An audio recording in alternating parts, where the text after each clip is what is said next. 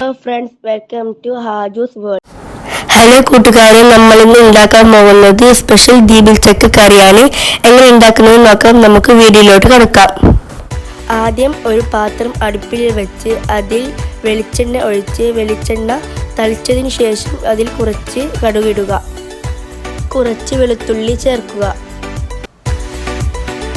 അതിനുശേഷം ഒരു സ്പൂൺ മുളക് പൊടി, ഒരു സ്പൂൺ മല്ലിപ്പൊടി, നേരത്തെ കഴുകി വെച്ച ദീപിൽ ചക്ക അതിലേക്ക് ഇടുക. ദീപിൽ ചക്ക ഇട്ടതിനു ശേഷം എല്ലാം നന്നായി ഇളക്കി കൊടുക്കുക.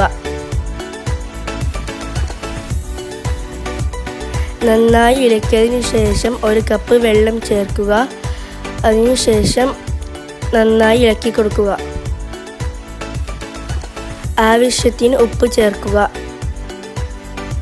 അതിനുശേഷം നന്നായി അടച്ചു വെക്കുക.